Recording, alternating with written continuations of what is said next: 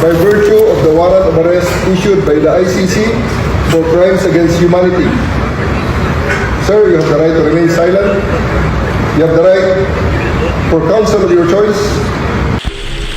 So mga guys, confirm na po, na-aresto na po ang dating Pangulong Duterte at siya po ay nasa kamay na ng mga otoridad.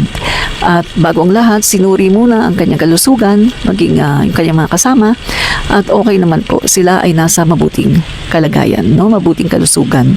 So, ito na po mga kababayan, no? Yung hinihiling po ng dating Pangulong Duterte na bilisan na daw ng Interpol or ng ICC ang pag-aresto sa kanya. Kasi sinabi po niya doon sa hearing sa Quadcom na nagtataka nga daw siya kasi matagal na daw siya na tsumutsugi ng tao pero hindi pa daw siya nakukulong, no? So eto na po yung kahilingan ni dating Pangulong Duterte na matagal na niyang iniintay na bilisan na daw ng ICC ang pag-aresto sa kanya. So inaresto po siya, mga kaibigan, sa pamagitan po ng Interpol at syempre sa tulong po ng ating mga kapulisan at saka ni General Torre na nag-serve ng warrant of arrest. So mga kaibigan, eto kanina po ay pumunta si Bongo sa NAIA at sabi nga po niya, mga guys, no, kasama niya yung doktor, no, ni dating Pangulong Duterte dahil meron daw check up, magpapa-check up nga daw po itong si dating Pangulong Duterte. Okay na po siya. Dito po kami ngayon ni Dr. Agnes. Sisiguraduhin lang namin na maayos po ang kalusugan ng dating Pangulong Duterte. Actually, schedule po siya bukas ng medical check-up niya. May gagawing procedure sa kanya bukas. Dito po sa hospital, sa Cardinal. Kaya po siya tumuloy at kailangan niyang magpa-check up talaga. Regular check-up. Si Dr. Agnes, siya po yung personal physician ni dating Pangulong Duterte for the last 20 years. Dito po kami, Secretary Bello. Kaya lang, ayaw kami papasukin.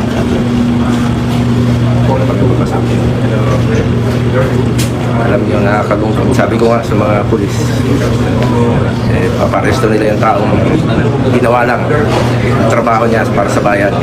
So, ito naman ang masasabi ko, no. Hindi naman nila pwedeng idahilan yung medical condition ni dating Pangulong Duterte. Kasi, kung talagang may sakit naman pala si dating Pangulong Duterte, bakit kinakaladkad pa nila sa politika? Napakarami nila. Pwede naman silang, siguro makikinig naman yan kasi matanda na yan, guys, no? Unang-una, yung mga anak ni RRD, hindi man lang ba siya nasasabihan na, tay, magpahinga na po kayo. Tama na po, naka-anim na taon na kayo as Pangulo ng Pilipinas at more than 20 years na kayo na mayor ng Davao. So magpahinga na kita, tay, enjoy mo na lang yung buhay mo. Wala man lang nakapagsabi ng mga anak niya na ganyan. Hindi man lang ba sila naging concern sa health condition ni Duterte? Kasi nga, kinakapitalize nila yung pangalan ng tatay nila. Dahil without Rodrigo Duterte, they are nothing. Wala naman silang mga ibubugay. Kinakapitalize lang nila ang pangalan ng tatay nila at ang kasikatan ng tatay nila. Pero kung sila-sila lang na mga anak, wala. They are nothing. Diba? So, mga kaibigan, hindi dapat idahilan nitong ni Bongo or kahit man lang banggitin na ang Pangulong Duterte ay magpapacheck up, kesyo ganto-ganto, magpapacheck up. Alam niyo pala na may sakit pero hindi niyo pinagpapahinga sa bahay. Ini-stress niyo pa yung matanda.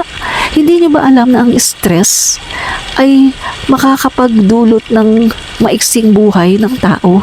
Hindi nyo rin ba alam na kaya maraming mga nagsusulputan ng mga karamdaman ay dahil din sa epekto ng stress?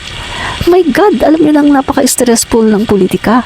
Alam nyo na 6 na taon, napaka-stressful ng buhay niya as President of the Philippines, pero hindi nyo man lang siya binigyan ng maayos at masarap na buhay, na peaceful life bilang isang private citizen dahil kinakaladkad nyo pa sa politika ang dating Pangulo. So kung merong dapat sisihin dito, kayo, ikaw Bongo, nakikinig sa'yo ang dating Pangulo. Ano kanya kanang kamay kanya dapat pinagsasabihan mo yan. Kaso, kinakapitalize nyo yung kasikatan ni Duterte. At kayong mga anak, Sara, baste, pulong. Ganon din kayo. Hindi nyo man lang napagsasabihan yung tatay nyo na mag-rest na lang at out na sa politika at i-enjoy na lang the remaining years of his life on earth. Wala ba kayong ganyan, naka-concern man lang sa tatay nyo? Hindi nyo man lang naisip na pagpahingahin ang tatay nyo at i-travel nyo na lang yan kung saan niya gustong mag-travel, mag-enjoy sa buhay. Hindi yung ini-stress nyo pa sa politika. Kung merong dapat sisihin nito, kayo na mga anak. Kayo na mga, ikaw, kasama ka Bongo. Dahil kanang kamay ka ni Duterte. Mga wala kayong concern kay Duterte. Mga selfish kayo. Alam niyo ba sa nangyaring ito kay Duterte? Ang laki ng kasalanan niyo. Lalong-lalo ka na Bongo. Dahil 6 na taon ka nakasama ni Duterte, ni hindi ka man lang nakapagsabi sa kanya na, sir, o tatay, kung tatay ang tawag mo, pwede po bang huwag na po natin gawin ito? Itong bloody war on drugs. Kaso naging sunod-sunuran ka eh. Kaya ngayon, ICC, yan, inaresto na siya. At walang dapat sisihin dito. Kasi yung kanyang aksyon, yung mga ginawa niya mula noong mayor pa siya ng Davao hanggang siya ay naging Pangulo ng Pilipinas, lahat yun kanya.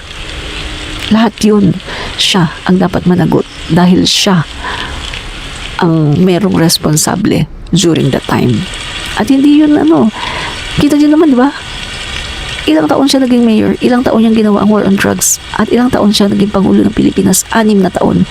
At 3 taon na ngayon na hindi na siya Pangulo, pero may nakapagsampa ba ng kaso sa kanya dito sa Pilipinas?